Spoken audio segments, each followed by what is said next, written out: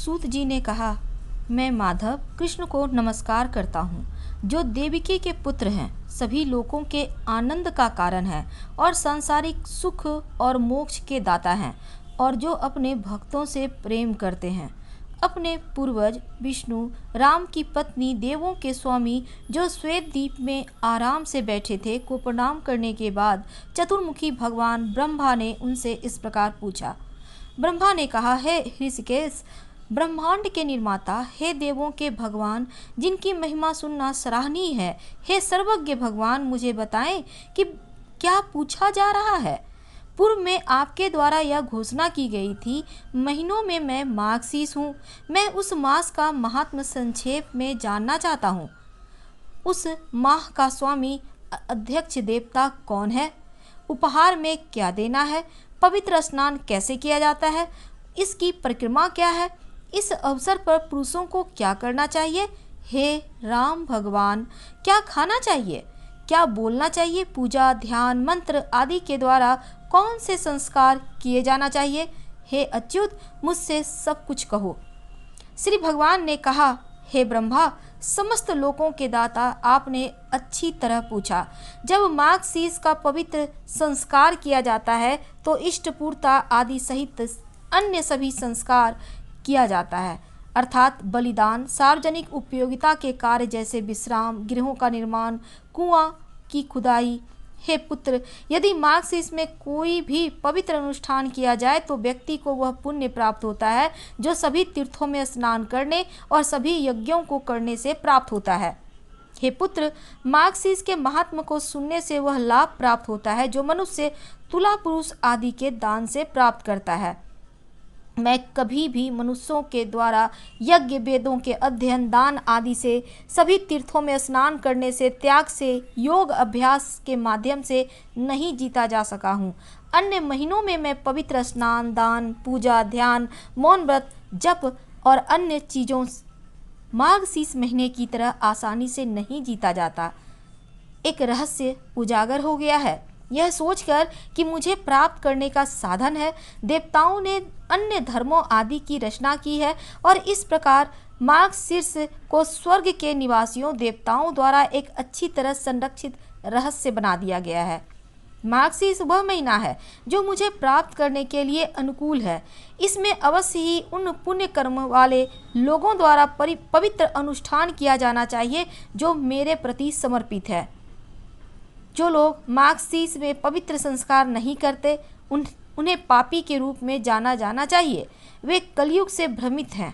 हे प्रिय, माघ महीने में जब सूर्य मकर राशि में होता है तो मनुष्य को वह लाभ मिलता है जो 8 महीनों में प्राप्त होता है। वैशाख माह में 100 गुना माघ का पुण्य प्राप्त होता है। सूर्य के तुला राशि में होने पर 1000 गुना पुण्य प्राप्त होता है।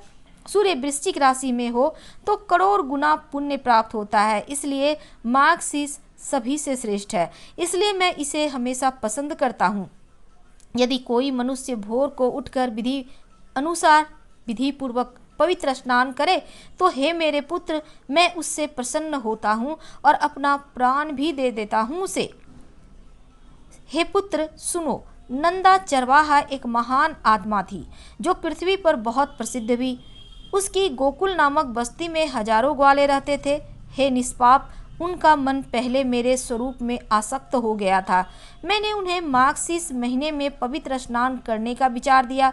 इसके बाद सुबह उनके द्वारा विधिवत पवित्र स्नान किया गया, पूजा अर्चना की गई, चावल का उन्होंने सेवन किया और उन्हें प्रणाम किया। इस प्रक्रिया का पालन किया गया तो मैं प्रसन्न हो गया। सचमुच में मैंने प्रसन्न होकर उन्हें वरदान दिया। मेरा अपना तत्व उन्हें मेरे द्वारा प्रदान किया था। इसलिए मार्गशीर्ष में संस्कार पुरुषों द्वारा निषेधाज्ञा के अनुसार ही किया जाना चाहिए। ब्रह्मा जी ने कहा कि विधि पूर्वक किया गया मार्गशीर्ष संस्कार आपको प्राप्त करने में सहायक होता है। हे देवों के देव, इसकी क्या प्रक्रिया है? हे केशव, मुझे सब कुछ बतलाओ।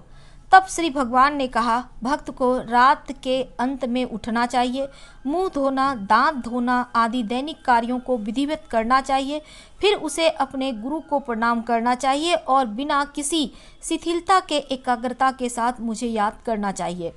उसे अपनी वाणी पर संयम रखना चाहिए और पवित्र रहना चाहिए। फिर उसे मेरे सहस्त्र नाम, विष्णु सहस्त्र नाम जिसको कहा जाता है, का पाठ करके भक्ति पूर्वक मेरी महिमा करनी चाहिए। उसे विधिवत मलमूत्र त्यागने के लिए गांव से बाहर जाना चाहिए और अंगों को साफ करने के बाद आचमन यानी पानी पीना चाहिए। दांत साफ करके विधि पूर्वक स्नान करना चाहिए। फिर उसे तुलसी के पौधे के नीचे से थोड़ी सी मिट्टी और उसकी कुछ पत्तियां लेनी चाहिए। पत्ते तोड़ते समय उसे मूल मंत्र का उच्चारण करना चाहिए, ओम नमो नारायणाय, अर्थात नारायण को प्रणाम है, या फिर गायत्री मंत्र जप करना चाहिए। मंत्र पढ़ते हुए उस मिट्टी को अपने पूरे शरीर पर लगाना चाहिए। फिर जल से स्नान करना चाहिए। यह निर्धारित किया गया है कि स्नान करते समय भक्त पानी ले सकता है और उसे अपने शरीर पर डाल सकता है या खुद को पानी में डुबो सकता है। जल को तीर्थ बनाना चाहिए मंत्रों के द्वारा। ओम नारायण को प्रणाम को मूल मंत्र के रूप में जरूर बोलना चाहिए, नारायणाय नमः। फिर दुर्वा घास को अपने हाथ में लेना चाहिए। चतुर व्यक्ति को उसके चारों ओर चार चार हस्तों की भुजाओं वाला एक वर्ग बनाना चाहिए। फिर इन मंत्रों के द्वारा गंगा का आवाहन करना चाहिए। हे जाह्नवी, तुम विष्णु के चरणों से पैदा हुई हो, आप एक वैष्णवी हो। विष्णु आपके देवता हैं। जन्म से मृत्यु तक किए गए पापों से हमें बचाइए। हे पवन देव, वायु ने कहा, आकाश, पृथ्वी और स्वर्ग में 35 करोड़ तीर्थ हैं। हे जाह्नवी, ये सब आप में विद्यमान है। देवों में आपके नाम नंदिनी, नलिनी, दक्ष पुत्री और विहगा है। योनियों के लिए आप विश्वगा है।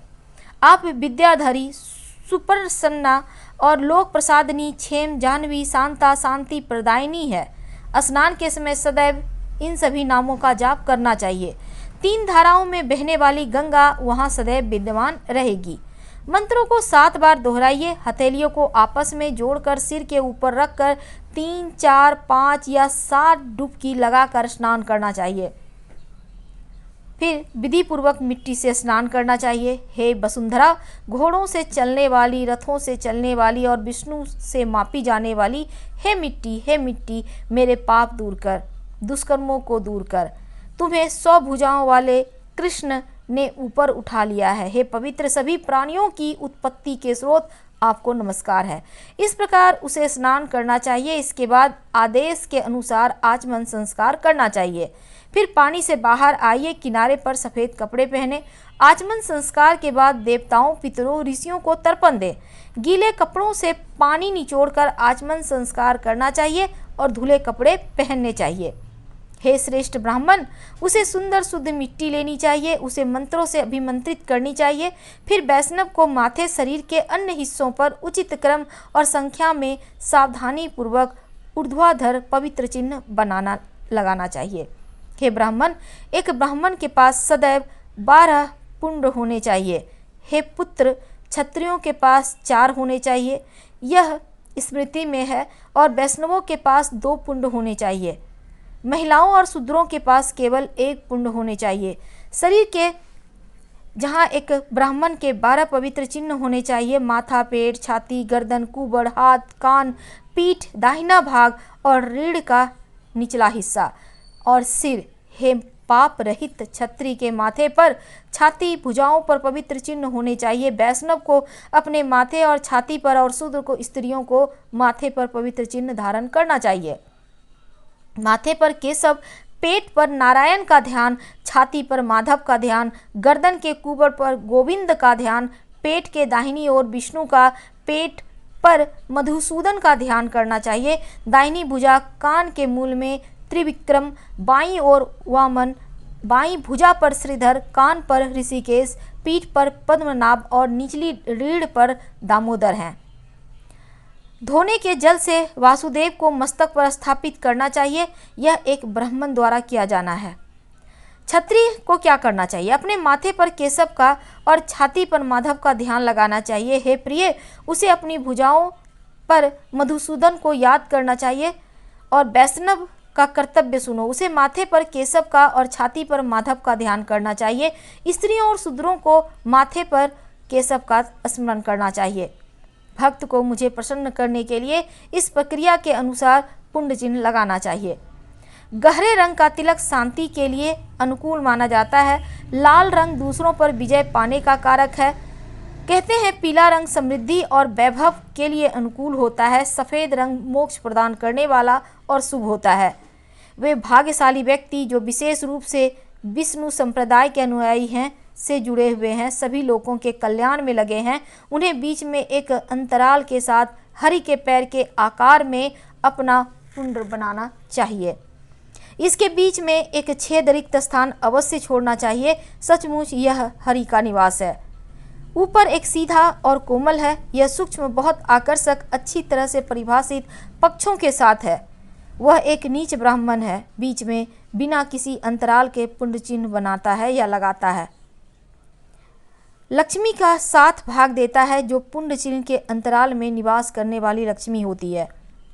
निम्न स्तर के ब्राह्मण जो भीतर बिना अंतराल के ऊर्ध्व पुण्य चिन्ह बनाते हैं, वास्तव में अपने माथे पर कुत्ते के पैर का चिन्ह लगाते हैं, इसमें कोई संदेह नहीं। अतः हरि के साथ सालोक्य की प्राप्ति, हरि के लोक में निवास के लिए ब्राह्मण को हमेशा बीच में एक अंतराल वाला पुण्य रखना चाहिए। भीतर बड़े अंतराल वाला पुण्य चिन्ह बहुत शुभ होता है।